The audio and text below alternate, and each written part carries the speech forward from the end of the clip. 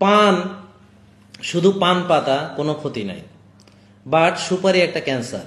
সুপারি একটা ক্যান্সার, এটা ক্যান্সার করে। হ্যাঁ, এবং এরকম একটা রোগী আমি দেখতে গিয়েছিলাম, বুঝছেন, এই যে ভিতরে গালের ভিতরে ক্যান্সার হয়ে এই পুরো এই জায়গাটা কেটে ফেলতে হয়েছে তাকে, তার পুরো এইখান থেকে এই দাঁতের মাড়ি টাড়ি সব দেখা যায়, এতখানি। এত বিভৎস লাগছে দেখতে। হ্যাঁ, এত কষ্ট লাগছে। হ্যাঁ, লোকটা নিজে মৃত্যু কামনা করছে কিন্তু মারা যাচ্ছে না। হ্যাঁ, ক্যান্সার কেটে ফেলতে গিয়ে তার এতখানি ফেলে দিতে হয়েছে। তাই যে সুপারি যে একটা ক্যান্সারাস, এটা তো আমি যে বলছি কথাটা, এটা তো সত্যি কথা। এই সুপারি আপনারা খাচ্ছেন, এটাকে পবিত্র মনে করে খাচ্ছেন, এটাকে আপ্যায়নের একটা ব্যবস্থা করে আপনি যে আপ্যায়নের জন্য সুপারি, পান সুপারি খেতে হবে, কারো বাড়ি গেলে পান সুপারি খেতে হবে। হ্যাঁ, আর পানের পিক কোথায় ফেলবে সেটা তো আমি আর বললাম না। আমি একটা হাসপাতালে ছিলাম দাগনভূঞাতে দীর্ঘদিন। ওই হাসপাতালের প্রতিটা দেয়ালের পরতে পরতে পানের পিক ফেলে ফেলে সেটাকে কি যে করেছে। হ্যাঁ, এই হলো অবস্থা। তো এই যে পানের পিকটা পুস করে ফেলে দিচ্ছে, হ্যাঁ, দিয়ে আরেকজনের দেয়ালটা নষ্ট করতেছে, এটা তো একটা নোংরা মন মানসিকতা। আপনি একটা জায়গাকে অপরিষ্কার করে ফেলতেছেন, আপনি পুস করে পানের পিকটা ফেলে দিলেন একটা জায়গায়। হ্যাঁ, তো এটা তো ঠিক না। এই যে আপনি সুপারি খাচ্ছেন, এটা একটা ক্যান্সার। আপনি যে জর্দা খাচ্ছেন, এটা ক্যান্সারেরও বাবা। কারণ হচ্ছে যে আমরা জানি যে সিগারেট শরীরের জন্য খারাপ, এবং মিডল ইস্ট কান্ট্রিগুলোতে দেখেন ওখানে জর্দা বা তামাক এই জাতীয় জিনিস নাই। তা আপনি তামাক তো খাচ্ছেন, মানুষ সিগারেট খায় মানে ধোঁয়াটা নিচ্ছে, মানে তামাকের যে ধোঁয়াটা ফুসফুসে যাচ্ছে, আর আপনি সেই তামাক চিবিয়ে চিবিয়ে খাচ্ছেন, তার সঙ্গে অনেক রকমের কেমিক্যাল দিয়ে একটা ক্যান্সার বানিয়ে আপনার মানে এটাকে ঘ্রাণ দেওয়া হইতেছে, আর্টিফিশিয়াল কেমিক্যাল দেওয়া হইতেছে, বিভিন্ন ফ্লেভার দেওয়া হচ্ছে, দিয়ে আপনি সেই মানে জর্দা বা সাদা পাতা যেটাকে বলছে আর কি, সাদা পাতা। হ্যাঁ, এবং একটা গরিব মানুষ, তার ঘরে টাকা নাই ওষুধ কেনার, কিন্তু তার ঘরে পান সুপারি আছে, তার ঘরে জর্দা আছে, চুন আছে, তার ঘরে সাদা পাতা আছে, সব কিছু তার আছে। হ্যাঁ, পনে পনে পান কেনা লাগে। তা তুমি পান কেনার টাকা কই পাও? এই আলোচনাটা খুবই দরকার, বিশেষ করে আমাদের মা বোনদের বাঁচাতে হলে, তাদের ক্যান্সার থেকে বাঁচাতে হলে, তাদের ভবিষ্যতের ডিজিজগুলো। আমরা তো তারা বারবার অসুস্থ হচ্ছে এটা জানি, কিন্তু কারণগুলো তো বুঝতে পারতেছি না। আমরা তো বুঝতে পারতেছি না যে তার পান সুপারির কারণে, জর্দার কারণে, বাজে খাওয়ার কারণে, চা খাওয়ার কারণে, বিস্কিট খাওয়ার কারণে সে যে তার যে রোগের যে এটা যে একটা কারণ, এটা তো আমরা বুঝতে পারতেছি না। এটা আমাদেরকে বুঝতে হবে, তো রোগের যে মূল সেখানে ধরতে হবে। আপনি এটাকে পবিত্র মনে করে খাচ্ছেন, কিভাবে সম্ভব? একটা বিষ আমরা সবাই খাচ্ছি, এটা কোন ধরনের আচরণ আমি বুঝি না, এটা কেমনে সম্ভব? আমরা সবাই বিষ খাচ্ছি এবং বিষ আপ্যায়ন করে খাওয়াচ্ছি, বিষ খাইয়ে ভালোবাসার প্রকাশ করতেছি, এটা কোন ধরনের ভালোবাসা? মায়েরা, বোনেরা যারা আছেন আপনারা প্লিজ, আর যারা পুরুষরা আছেন যারা পান খাচ্ছেন, এবং আমি আপনাদের যারা ওয়াজ নসিহত করেন আমাদেরকে, তাদের জন্য আমি বলছি যে যারা ওয়াজ নসিহত করেন, আমি অনেককে দেখেছি তারা নিজেরাই পান খায়, এই জন্য হয়তো তারা জর্দার বিরুদ্ধে ওয়াজটা করে না, সবাই না, বাট কিছু কিছু। আমি বলবো প্লিজ আপনারা নিজেরাও ছেড়ে দিন এবং এটার বিরুদ্ধে অবস্থান নিন। কারণ মিডল ইস্টে তো পান নাই, সেখানে তো জর্দা নাই, সেখানে তো তামাক জাতীয় দ্রব্যকে হারাম ঘোষণা করা হয়েছে, সেখানে তো তামাক জাতীয় দ্রব্য পাওয়া যায় না, হয়তো গোপনে পাওয়া যায়, বাট এটা তো আপনার ওখানে এটা বৈধ না। তো তাহলে আমাদের দেশে বৈধ কেন? আমাদের দেশে কেন পাওয়া যাচ্ছে? আমাদের দেশে কেন প্রতি ঘরে ঘরে এটাকে ব্যবহার করছে, এবং কেন এটাকে মনে করা হচ্ছে যে খুব ভালো একটা জিনিস? হ্যাঁ, আপ্যায়নের, বন্ধু বানানোর, গল্প করার, হ্যাঁ, পান চিবেতে চিবেতে গল্প করার, এটা নিয়ে সাহিত্য রচনা করার, হ্যাঁ, এটা নিয়ে গান রচনা করার, যে এমন একটা পান খাইয়া ঠোঁট লাল করিলাম, মানে এটা কেমন? এটা কি ধরনের? হ্যাঁ, এটা তো মানে একটা খারাপ জিনিসকে আপনারা প্রমোট করছেন, যেটা কিনা অস্বাস্থ্যকর একটা জিনিসকে প্রমোট করছেন, এবং সবাই এমনভাবে ব্যবহার করছে যে মনে হচ্ছে যে আহারে এটা কত ভালো জিনিস। সিগারেট দেখেন অবস্থা। আমি ওদিন সকালবেলা হাঁটতে গিয়েছি, তো হাঁটতে গিয়ে আমি ব্যাস এক লোক সিগারেট খেয়ে ভুস করে রাস্তাটা, সকালবেলায় আমার যে এত খারাপ লাগছে। আমি মানুষকে বদদোয়া দিতে চাই না, আমি সবসময় খুব একটা পজিটিভ মানুষ, আমি খারাপ লোককেও আমি মানে নিজের থেকে বদদোয়া দেই না, হয়তো বলি যে আল্লাহ তাকে হেদায়েত দান করো, সে যেন ভালো হয়ে যায়, সে যেন মানুষের কল্যাণে কাজ করে। তো এই লোকটার জন্য না আমার মন থেকে একটা খারাপ একটা চলে আসছে, মানে খুব কষ্ট পেয়েছি আমি। আমি সকালে গেলাম, এত ভোরে উঠলাম যে একটা সূর্যের আলো পাবো, আর হচ্ছে একটা পবিত্র সুন্দর বাতাস পাবো। মা, সে সিগারেট খাইয়া ধোঁয়াটা দিয়ে দিয়ে, সিগারেটও না, বিড়ি, বিড়ি দিয়ে ধোঁয়া দিয়ে দিয়ে পুরো রাস্তাটাকে সে দুর্গন্ধময় করে ফেলছে। আচ্ছা, আপনি নিজের ক্ষতি তো করতেছেন, খুব ভালো কথা, আপনি নিজেকে ভালোবাসেন না, আপনি নিজের মাথায় আপনি নিজের মুকুট দিয়ে বাড়ি মারেন, আপনি এতগুলা ডিজিজ, যেখানে সিগারেট কতগুলা ডিজিজের জন্য দায়ী, প্রতিটা হাইপারটেনশন বলেন, হ্যাঁ, উচ্চ রক্তচাপ, তার জন্য সিগারেট 1 নম্বর ফ্যাক্টর। আপনি যদি ডায়াবেটিস বলেন সেখানেও সিগারেট আছে, আপনি যদি হৃদরোগ বলেন সেখানে সিগারেট আছে। এমন কোনো ডিজিজ নাই যেখানে সিগারেটটা একটা ফ্যাক্টর না, মানে বাজে ফ্যাক্টর, খারাপভাবে। প্রতিটা জিনিসের জন্য সিগারেট, লাং ক্যান্সার থেকে শুরু করে সবখানে সিগারেট খেলে আপনার যে ভেসেলগুলো আছে, ক্যাপিলারি যে নেটওয়ার্কগুলো আছে, খুব সূক্ষ্ম সূক্ষ্ম ক্যাপিলারি নেটওয়ার্ক আছে, এগুলাকে ডিস্ট্রয় করে ফেলে, এগুলা নষ্ট হয়ে যায়, এগুলা একটা একটা ছোট্ট ছোট্ট এগুলা নষ্ট হয়, ধ্বংস হয়, ধ্বংস হতে হতে তারপর একটা সময় গিয়ে এটা বিন্দুতে বিন্দুতে সিন্ধু হয়। এগুলো এত সূক্ষ্ম, এত ছোট, এত ক্ষুদ্র যে আমরা এটাকে স্লো পয়জনিং, এটা আস্তে আস্তে আপনাকে পয়জন করছে, আপনি বুঝতে পারবেন না, কিন্তু যখন ঘটনাটা ঘটবে তখন আর কোনো উপায় থাকবে না। যে রোগীগুলা দীর্ঘমেয়াদী শ্বাসকষ্ট, তাদের কষ্ট যদি আপনি দেখতেন, একটা রুগীকে আমি দেখতে গিয়েছিলাম, জানেন না, রুগীটা এত শ্বাসকষ্টে কষ্ট পাচ্ছে কিন্তু মারা যাচ্ছে না। সে বলতেছে, স্যার আমাকে একটা ইনজেকশন দিয়ে আপনি আমাকে মেরে ফেলেন, সেটা আমার চেয়ে ভালো।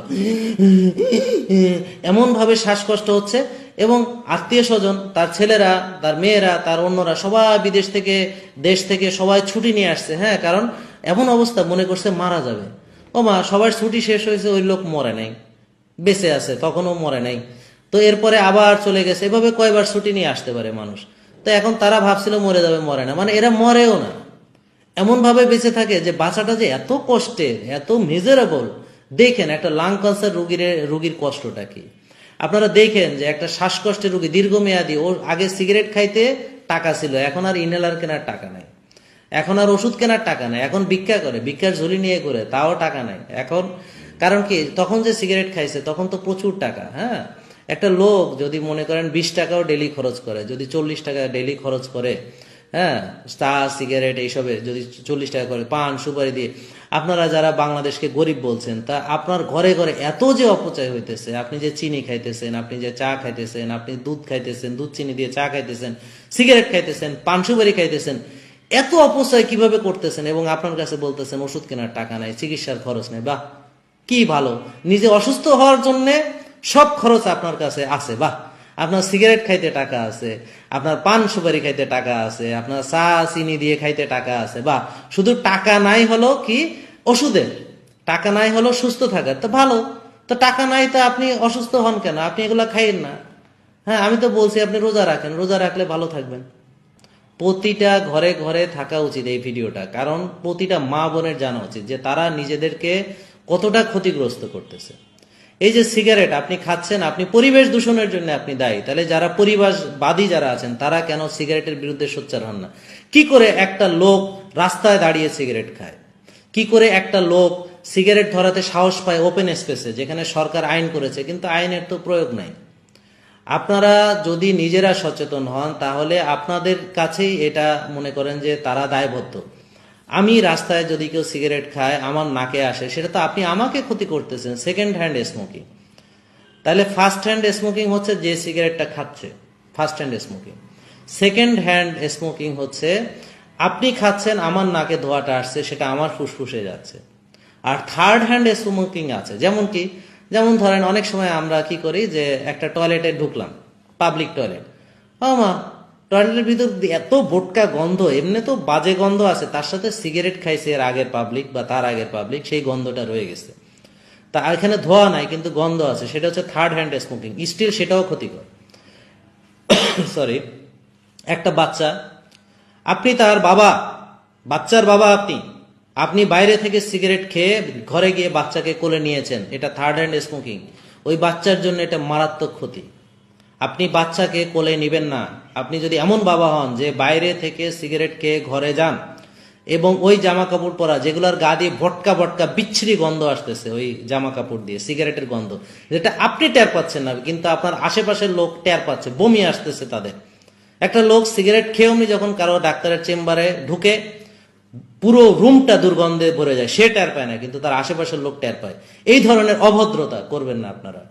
এটা খুবই মারাত্মক অপরাধ আমি মনে করি। এটা অন্যের ক্ষতি করছেন, অন্যের ক্ষতি করার কোনো রাইট আল্লাহ আপনাকে দেয়নি।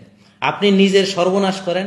আমি বলেছি যে যারা সিগারেট খায়, আপনার কোনো শত্রুর দরকার নেই, আপনার কোনো শত্রু লাগবে না।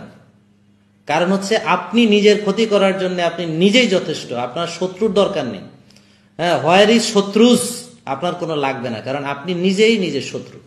আপনার সর্বনাশ করার জন্য আপনি নিজেই যথেষ্ট, আপনার মাথায় বাড়ি দেওয়ার জন্য আপনি নিজেই যথেষ্ট। আপনি নিজেকে নিজে বিষ খাওয়াচ্ছেন, সো আপনার শত্রুর কোনো লাগবে না, তো আপনার শত্রুর দরকার নাই, তো আপনি নিজেই যথেষ্ট নিজের জন্য। হ্যাঁ, আপনার লাগবে না শত্রু, কারণ অন্যরা শুধু অপেক্ষা করবে যে এ লোক তো স্লো পয়জন করতেছে, নিজে নিজে মরে যাক, মরিয়া শেষ হয়ে যাক।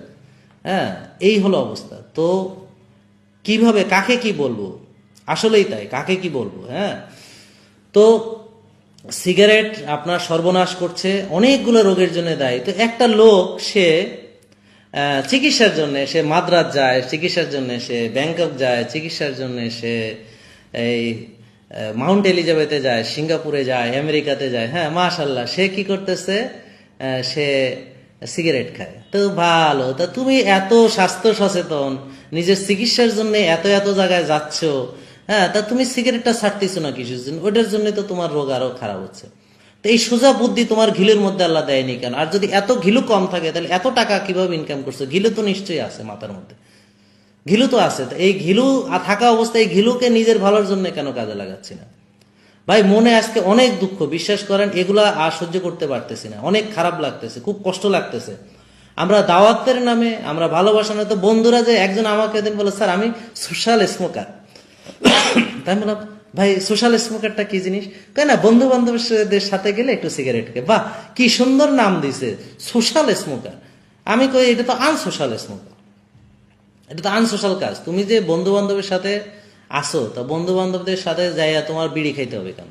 তা এটা কেমন বন্ধুত্ব? বন্ধুর সাথে একটা টান দিলে পরে সুখ হয় না। হ্যাঁ, বন্ধু বান্ধব একসাথে মিললে পরে তরল খাইতে হবে, ধোয়া খাইতে হবে, এটা কেন? কেন সুন্দর সুস্থভাবে তাদের সাথে আড্ডা দেওয়া যায় না? তাদের সাথে সুন্দরভাবে গল্প গুজব করা যায় না? হ্যাঁ, তোমার এরকম মানে খাইয়া, হ্যাঁ, টাইনা তারপর কেন তোমার আড্ডা দিতে হবে? এটা তো আমি বুঝলাম না। এটা কোন ধরনের বন্ধুত্বের বহিঃপ্রকাশ? আর বন্ধু কি তাই যে আরেকজন বন্ধুর ক্ষতি হোক সেটাই চায়? বন্ধু কি তাই যে আরেকজন বন্ধুর সর্বনাশ সে চায়? এইরকম বন্ধু, এই বন্ধু দিয়ে করবোটাকে, এটা তো বুঝলাম না। এটা কি ধরনের বন্ধুত্ব? এটা কি ধরনের আড্ডা? এটা কোন ধরনের, আমাকে বোঝান আপনারা, বলেন আপনারা, যুক্তি সম্পর্কে যুক্তি দিয়ে বলেন যে আমি কোথাও মানে এটা কি আমি ভুল বলতেছি নাকি আমি ঠিক বলতেছি। আমার যদি ভুল থাকে আপনারা ধরিয়ে দিন যে আমি কথাটা ভুল বলতেছি। এখন একটা আড্ডায় আমার ছেলেকে পাঠাবো, আমার বাচ্চাটাকে পাঠাবো, ভয় থাকে যে সে কোন বন্ধুর সাথে মিশবে। বন্ধু না তাকে বাবা খাইয়ে দেয়, বন্ধু না তাকে ডাইল খাওয়াইয়া দেয়। এই যে অবস্থা মানুষে, আর এটা নিয়ে কেন আপনারা, আজকে আমি বাংলাদেশ গভর্নমেন্টকে অনেক ধন্যবাদ জানাই, অনেক ব্যাপারে তারা অনেক ভালো ভালো পদক্ষেপ নিয়েছে। তো এগুলার বিরুদ্ধে কেন এই আপনাদের তরুণ সমাজ যারা দেশের ভবিষ্যৎ, তাদেরকে কিভাবে এত বাবা কি করে অ্যাভেলেবল হয়, এত বাবা কেমনে সমাজের ভিতরে অ্যাভেলেবল হয়, কি করে সম্ভব এটা?